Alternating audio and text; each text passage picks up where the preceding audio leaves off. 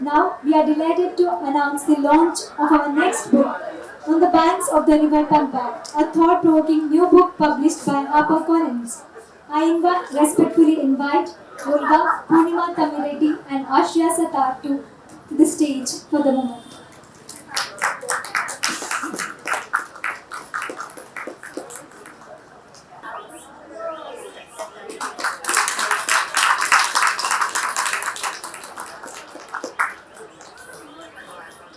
Thank you.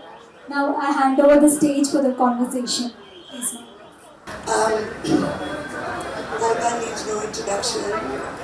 Purnima very soon will need no introduction because she's translating at a very fast clip. My name is Ashia. This is an English translation, so the session will be in English, which is why I'm moderating this session.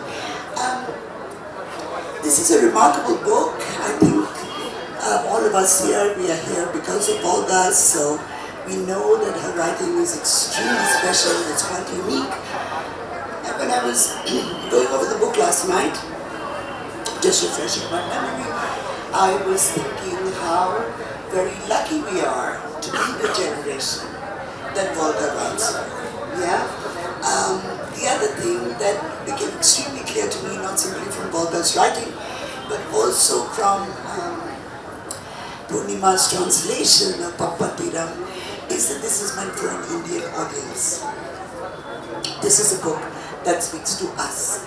It has a very, very universal theme. It has a very universal rhetoric. It's something that everybody should read. But honestly, it is such a relief to read a book and a translation that is not looking at an unknowable international reader. Yeah, this book really is for us. Not just for us as women, but for us as Indians who occupy a geographic space that at this moment is very divided, highly contested, and in quite serious need of repair. So whoever we are as Indians, this is certainly a book that we should read. So, we have a half hour. I'm going to use most of it myself. But if there's a little bit of time at the end, I will invite you all to join the conversation. So, in English, Volga is best known for Liberation of Sita, Yashodhara, and now Pampa. And all these books go back to mythology, to classical stories, but she doesn't retell the story, she brings it to us for our time. That doesn't mean that Sita's going to the gymnasium or, she's really like a martial arts person and that Rama is, the head of some financial corporation. Not at all. Not at all. Volga is able to create a timeless time. Yeah, which I'm going to talk about a little bit later, but the first thing I wanted to say about what Volga writes about, she goes back to the past, and what she excavates from the past through the stories is ideas, right? So, especially after reading this book, I believe that Volga is probably one of our foremost indigenous philosophers, yeah? She is reaching for philosophical ideas, not through Darshana Shastra, yeah? But through Purana and through Katha. And most philosophers, including Indian philosophers, have always been very snobbish, about Katha and Purana. No, that is for the silly people. We are so great. We are the Advaitins. We can understand abstraction, but other people, poor things. No, you need a story. And Volga uses those very same stories to elucidate extremely complex philosophical ideas. Yeah. So I wanted to talk about how in this book, and this is a question for both of you, I wanted to ask how in this book you have taken very old words, yeah, like Jnanam, Ajnanam, Nagarikta, and you have given them an extremely contemporary significance, real meaning. Right? And Purnima, a very clever girl, you chose not to translate those words at all. But now I see why. I mean, I can say. So first of all, I will perhaps answer why, how you picked those ideas, those words out of the past, and then perhaps you can address what you did with them in the translation. Thank you, Asha. I'm really nowadays got irritated by the arrogance of human beings that they are superior, that they are knowledgeable, and they have to conquest not only the nature around the earth, but beyond nature they have to travel into the universe, made a mess of the other planets and all that, and this is sheer arrogance of their powers. Yes, human beings have more powers than other living beings as far as we know, but we never think that other living beings have their own knowledge systems and their own thing. Not only other living beings, but other human beings different from us. Who are different from us means the Western, what I can say, imperialist or Western colonial, scientific or corporate world. They are, in everyday life we are seeing that. And with their eyes, they saw the people who are protecting the nature, who are protecting the forest as useless creatures. Their Nagarikata is not at all Nagarikata. They want to teach Nagarikata to them who are peacefully coexisting with the nature and all other beings, and they occupy, they kill, they deforest everything which is not sane, which is not helpful helpful to people or nature. So I am really irritated. So I really don't believe that what we call as jnanam is not jnanam at all. It is something we are acquired by conquesting. The only idea we have is the conquest the nature. That was very progressive, radical idea. It was propagated for centuries. We believed it and we go along with it. But when we come to this point where the world was full of violence, wars, divisions, and human beings are treated as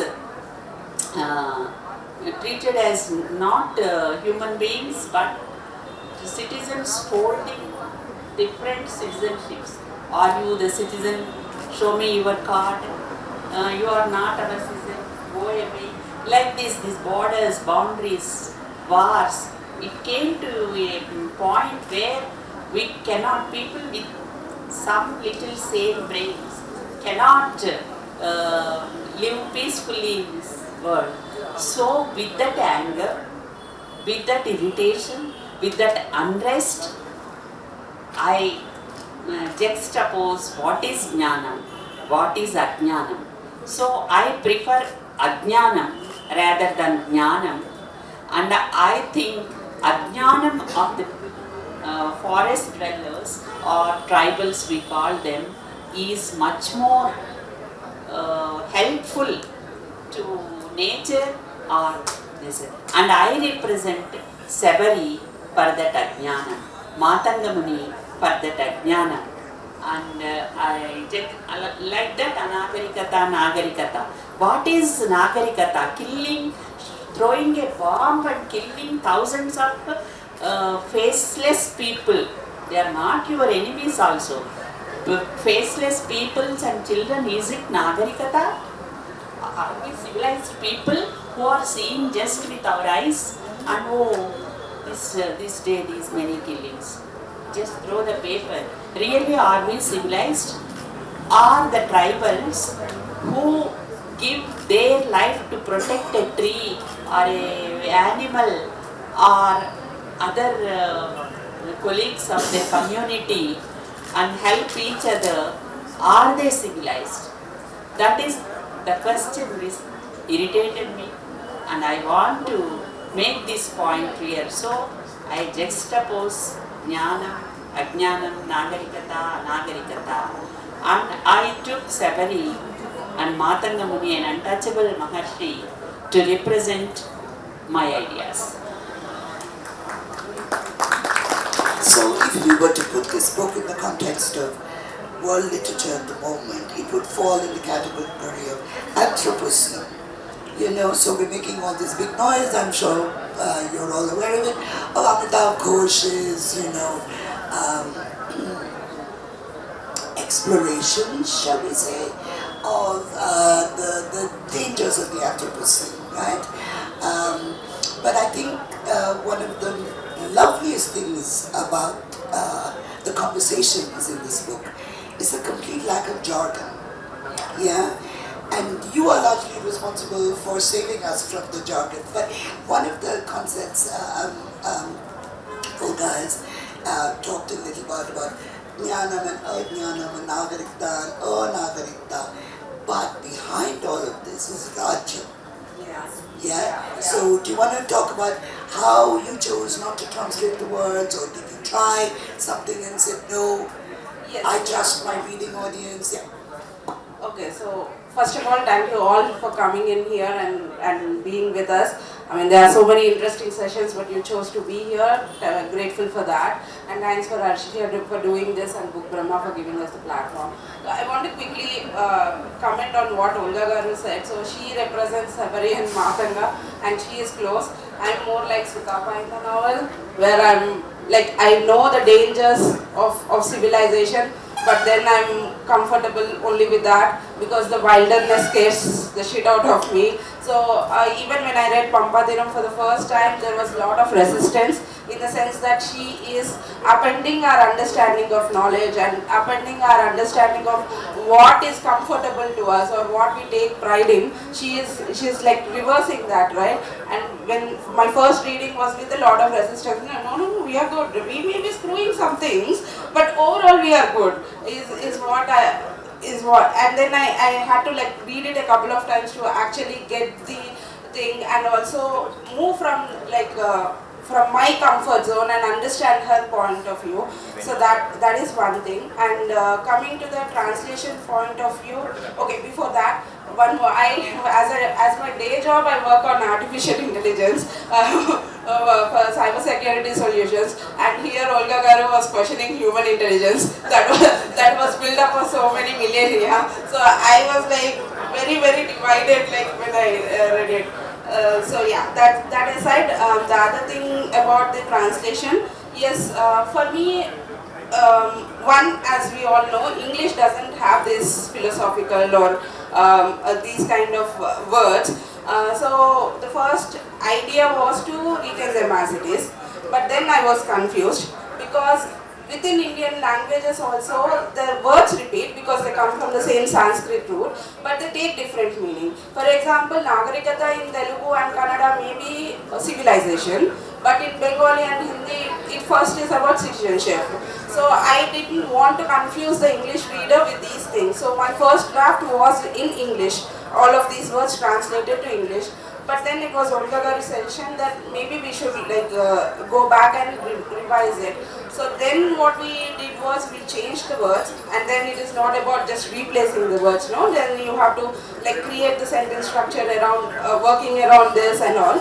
And then also for me again, translation, the burden of meaning is never on the word alone. You know, the meaning comes from before, after, from the context, what is being said, what is not being said. And yeah, Rinita and I had like many discussions over this, and we have put a lot of trust in the readers also, where we said, okay, any discerning reader will get this, so let's not overdo it and let's step back. In that sense, and also each of this jnanam doesn't directly translate to wisdom always.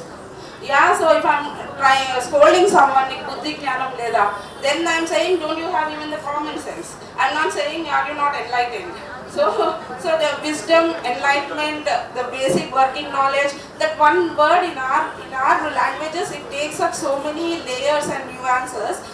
So to bring all of that in the translation was a challenge, and I tried. So if there are mistakes, please excuse me. Yeah. No, I think it's as a discerning reader. Yeah, the Rajyam thing also, it also means empire, it means kingdom, it means state. And one other thing, the beauty of Indian languages is if the same word is getting repeated, it adds to the charm, it adds to the rhythm and all. But if I keep saying empire, empire, empire in English, you will get bored and you will put the book away. So everywhere we had to stop and understand what this word in this sentence is particularly doing and what English, so should we go with English word or should we retain Rajyam only? So those discussions happen. No, I mean honestly, I was deeply grateful that you trusted me as a reader. You know, it's like you assume that I have an intelligence and that I've chosen this book because, you know, I don't need to be spoon-fed with footnotes and long explanations of what Payasam is. You know, Payasam, if you read a lot of current Indian writing and translation, the descriptions of Payasam are what you find like in restaurant menus, you know, smooth milk dessert with rice flavored with cardamom. It's like, arey yaar, just say milk pudding, rice pudding, whatever, we get it, yeah? Anyway, sorry. And also, we were very clear not to do the footnotes, and we also contemplated the idea of glossary, like coding, and then we said no, we'll keep it as it is. But I think instead of a glossary, one of the things that you have at the back of the book is this absolutely fantastic interview, which towards the end turns into a conversation between peers, between writers and translators, and so that really I think functions as a glossary, if at all you need one, to the text. So of course you're all going to buy the book and you're going to read that interview and be enlightened, but you should just buy the book because it's a great story. So one of the things I said earlier, which I'm really very fascinated by, is your writing, when you're writing about liberation of Sita, stories of liberation of Sita, all, you know, the longer singular narrative in Yashodharana, there is a fairy tale quality about this. You write in a timeless time, right? And I think that adds to the power and to the evocation of this. I was, this time when I was reading it, just last night, the thing that came to me was illo tempore, which in Latin means at that time. But Mircea Eliade, who was a great scholar of world religions, he re-thought illo tempore and said it means specifically the time before history, the time when mythology was written. And I think your work very, very firmly occupies that space to its great advantage. So how did you find that done? I think mythology was with us from our childhood. From our childhood we are reading, hearing, seeing films or dramas. That space is created by many, many great writers, directors, actors. So in our mind those characters, those spaces were already there and playing the characters, particularly from Ramayana, are in our everyday talking, discussing, or seeing their images in different places in different kinds. So it is, for me, it is easy to enter into that space after reading so many versions of Ramayana also, and many epics like Mahabharata.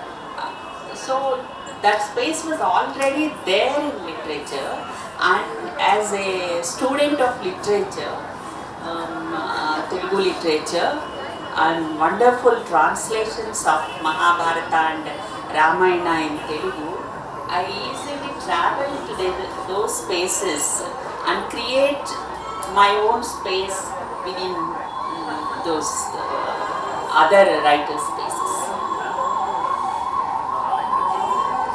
Purnima, obviously Contemporary, this time that is outside time, is a place for the mythological imagination, right? So in English, we don't occupy that space quite as easily in our own languages because of what you're saying. Mythology is with us all the time. We talk about Rama, Sita, Duryodhana, as if they're our neighbors, if not our family members. So when you're trying to represent that space in a language which doesn't actually inhabit that space, what do you do as a translator? Yeah, you pull your hair out and you pull others' hair out. So there's no easy answer to that. So for me, see, I had double challenge with this book because I've been writing for like past 18 years, but writing predominantly in Telugu, and all my English is more transactional or business related and those things. So, and then I was picking up this book which is set in myth and in a timeless way. So it was very difficult. I mean, if I hesitated or I didn't want to take it up, I had a lot of apprehensions. It was coming from that place, and then Volga Garu also, like the kind of ideas she puts in and those things are. Yeah, so what I have done is, another thing again I want to, like lot many Telugus are also here, writers and all. We usually tend to see some of the writers only for their ideology and not for the craft they bring in. Volga Garu does this beautifully, especially in this book compared to the other books. Everybody is talking about the poetic sense, political sense of this book, but the brevity with which she brings in this story. I mean, for some other author it could have been a 300-400 page book, but for her she puts in that little context, in that 27,000 words, she brings in these all ideas and then, so for me it was quite a bit of a challenge to, and my first draft was all this corporate lingo, like tasks were assigned to him and this kind of, because I was like getting overwhelmed also in some sense. So I just wanted to stay as close as to the text, but get it in my language first, and then sit and edit and then make the language register very close to that timeless thing. So usually we chance upon a word, we are the English word is not recurring to us, then we are going about the meaning, right? But in this book I also had to do whether that English word was a recent word or when did it start in usage, when was it in currency. And another thing with Volga Garu is she is very, very particular that her language in Telugu and also in English translation should be accessible. She doesn't agree to any of these fancy words, these big words that we sometimes as translators or writers are tempted. No, I know this word, let me put it that. So she is like, no, the text should be accessible to any reader willing to put the effort. So make it simple while retaining the meaning, while retaining the impact. So for me to go through that process, it was an education. Working with her in any capacity, I have published, I'm a publisher of Volga also now. So to work with her in any capacity is an education, and this book was, and again another aspect of her is that she is herself such a close reader, and she does translations, so she understands what a translator goes through and what is the kind of dilemmas and those. So she was very, very helpful, and I have to thank my editor Vinita also. Yeah. Yes, when Purnima took up this book, my first is Papam Purnima, because it is a very difficult book to translate it into English. But Purnima did fantastic translation. Everybody is present. So this we have only 5 minutes left, so this will be my last question, and obviously it's about feminism, yeah, which is something dear to all three of us. But your feminism is really extremely special because not only is it contemporary, it is very rooted in our stories, in our mythologies, in our understanding of ourselves as Indian women, which does not mean that it's not available to other women, but it's very indigenous, and it is so firm, but it is so gentle. There is no shouting. So, how did you become a feminist, Volga?